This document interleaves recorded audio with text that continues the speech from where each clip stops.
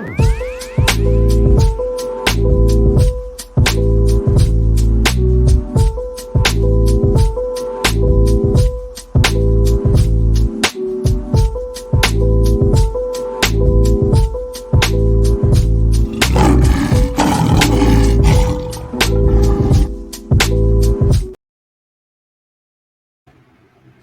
Sports TV here. Salute to the mighty ldbc Lions Den boxing community. For those who don't know, now you know. Smash the like button, hit the subscribe, also hit the notification bell so you'll be notified when I drop a new video. If you're digging the video, go ahead and share this joint. So the media is in a frenzy. Boxing fans are in a frenzy, pushing this Gervonta Tank Davis versus Terence Crawford narrative. When I first heard about this after the fight, somebody sent me a clip of Gervonta Tank Davis saying that after the Errol Spence Terence Crawford fight, I should say, someone sent me a clip of Gervonta Tank Davis saying that he would KO Terence Crawford at 147 pounds. And I remember Terence Crawford saying this before, like years ago or something. So I'm like, man, is this old? I think this is old, I think. And then I started seeing videos pop up everywhere.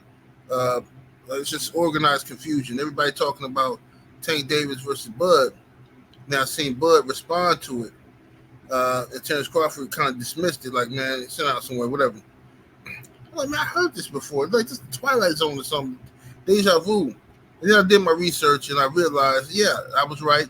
This is all old stuff.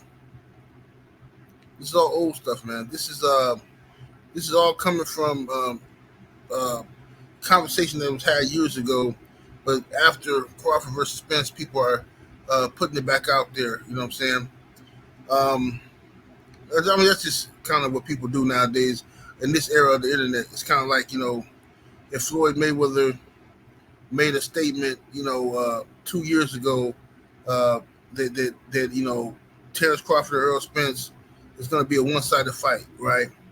So then after the fight, if it's a one-sided fight, somebody will say, they'll do a video and say Mayweather responds to Crawford versus Spence, and they'll play that old clip. That's just what people do. It's kind of clickbaity, but at the same time, I understand why they do it, whatever. So that's just what it is. That's the new era we live in. So, but let's talk about it, though, since we're here, you know what I mean? Gervonta Davis is one of the pound-for-pound hardest punchers boxing has seen, especially in today's world. One of the pound-for-pound hardest boxers. For his size, he packs an amazing punch. Okay, him moving up to 147, I'm not sure how that will work. I think Gervonta Davis would lose his speed. He would lose his speed, and I think he would be off. He'd be more sluggish carrying that extra weight at 147. I think that his power will be there. I think he will be able to knock out guys at 147 because he punches so hard now. He's so far ahead of guys at 135 that I think moving up to 147, he definitely will be able to pop and knock some guys out. Not everybody, but definitely be able to stop some people at 147. He hits that hard. Now, as for beating Terence Crawford, I don't think so. I think Terence Crawford is too big for him, too skilled for him. And Terence Crawford is another guy who packs an amazing punch. His accuracy and things of that nature will just be too much for Gervonta Tank Davis. Tank Davis being smaller, shorter, Bud would be able to just, he would have super duper leverage coming down with those shots. It'd be ugly. I don't want to see that, not at all. But instead, I would much rather see Gervonta Tank Davis make his mark, his legacy at 135 and 140. I think it's some amazing fights out there for Tank. And Tank, he has the potential to be the king of that. You know what I mean? Devin Haney is right now the king. But Gervonta Davis is definitely capable of winning. With his punching power, he has an equalizer that can whoop anybody. You know what I'm saying? That if he touch you on the chin, look, it's 9 times out of 10. You know what I'm saying? You're gonna go to sleep. So any fight he's in, it's gonna be interesting. I would love to see Gervonta Tank Davis versus Shakur Stevenson because it's a lot of hype surrounding those two guys. You know what I'm saying? Like, because those two guys, supposedly Devin Haney is ducking those two guys. That's what the narrative is, even though that's not true. That's what the narrative is that Haney is ducking those two guys. And Team Davis did a coin flip to determine who was going to be next for them, Devin Haney or Shakur. That coin flip came down on Shakur, and I noticed that everybody got quiet. All the Haney detractors, all the Haney haters got quiet, and they didn't want to promote that and push that agenda. You know what I'm saying? Like we forgot or something. But it's cool. I understand how everything works. So you got Shakur Stevenson at 135, who's highly skilled. You know what I'm saying? Makes boxing look effortless. You know what I mean? Just fluid, very fluid. I think fluid is the right word for Shakur. You know what I'm saying? Shakap. You know what I mean? Even though he's Shakap, the boy can fight. You know what I mean? We ain't gonna do him like that. Fluid guy. You know what I'm saying?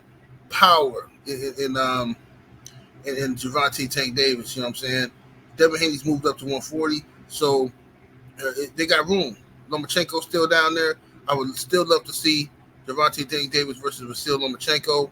That's a fight I wanted to see for 5 years now. Gervonta Tank Davis' team at the time didn't think he was ready for Lomachenko.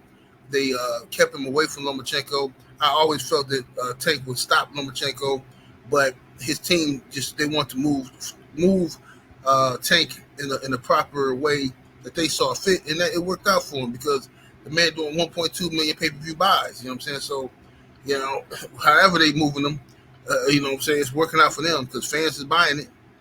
You know what I'm saying? Tank getting rich. You know what I'm saying? Lomachenko taking L's and crying in the locker room, and you know what I'm saying, and all that mess. So, it worked out for him.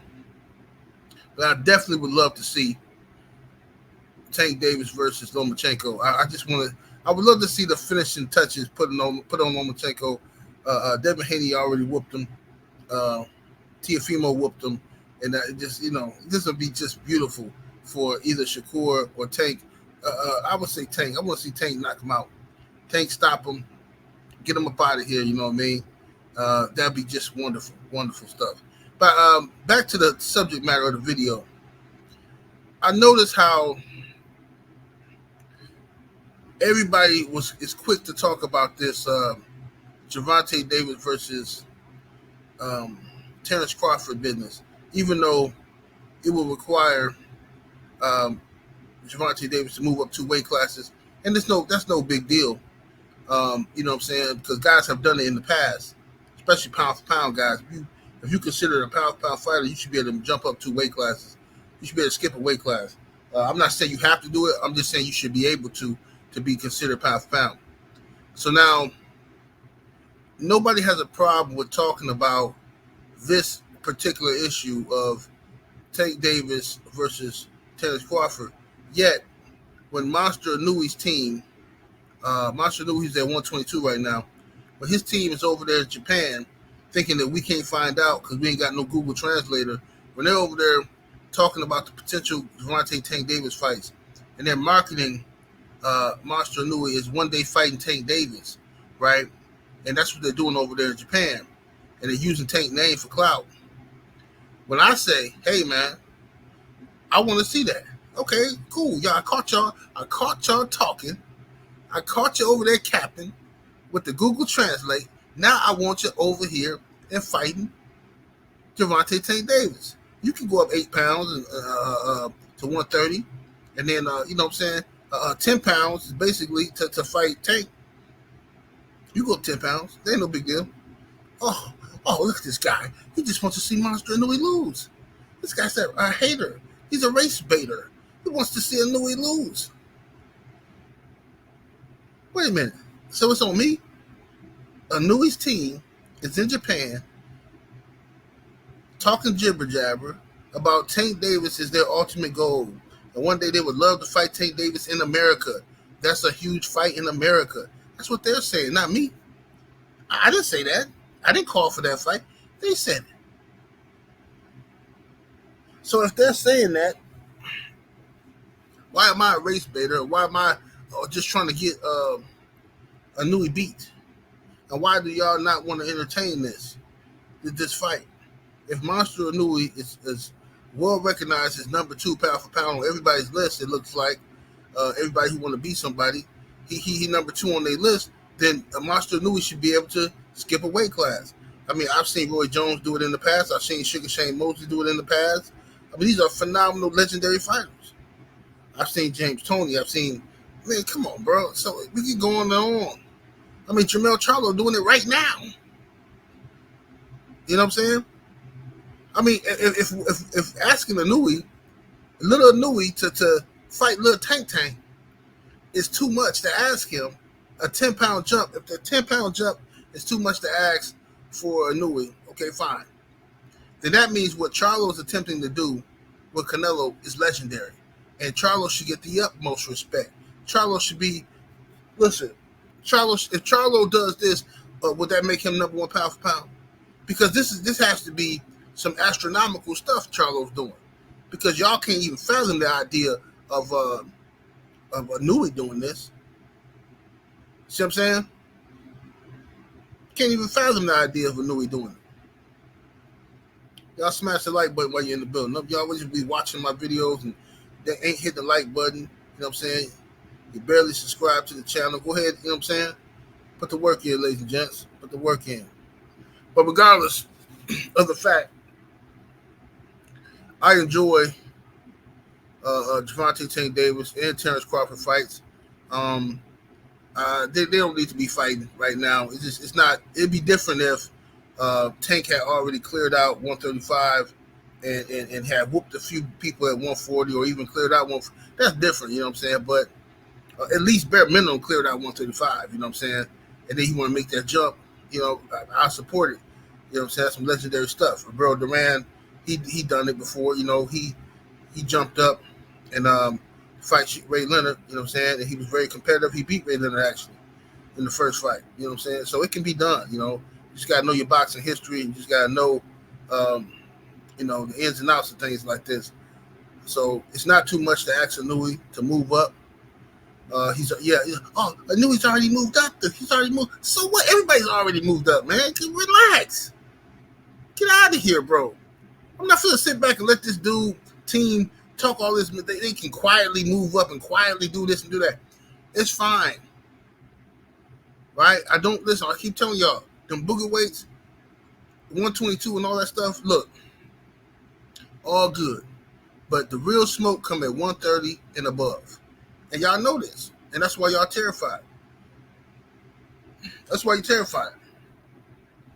Because the real smoke come at 130 and above. So Inouye got good punching power. His punching power should be able to translate up to 130 or 135. Absolutely. You know what I'm saying?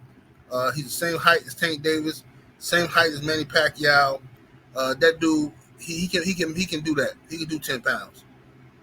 Absolutely. But anyway, y'all let me know what y'all think, man. 78 Sports TV. Salute to the mighty LDBC. Smash the like button. Hit the subscribe. Turn your notification bell on. And we up out of here, though. Deuces.